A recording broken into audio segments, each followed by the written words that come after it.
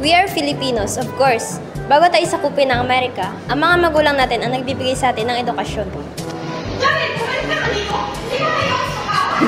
We are Filipino, of course. Informal at limitado lamang ang edukasyon ng mga bata noon. Hindi mo kaya nakapalala mo kung ano hindi ko kayo naiintindihan. Ano hindi?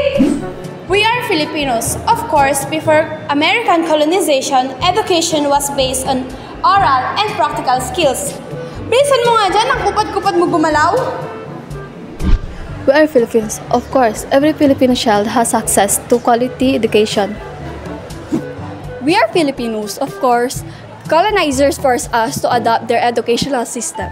But kasi may K-12 pa, third year na sana tayo ngayon. Hindi mo sure. We are Filipinos. Of course, our country is tagged as one of the most English-speaking nations. Sorry, my fault.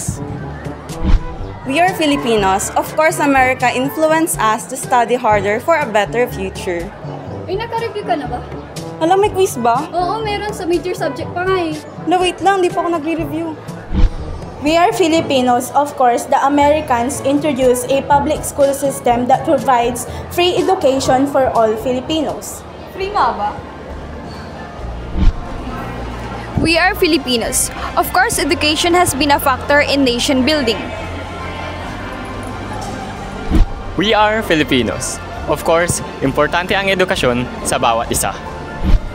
Maaring noon ay sapat na matuto tayong makipagtalastasan. Ngunit ngayon, kailangan na nating matuto ng mas mahusay upang umangat ang ating buhay. Kaya sa desisyon natin ang ating pag-aaral para sumika, dahil ito ay isang paraan upang tayo ay maging masagat na sa lipunan. Hanggang sa muli.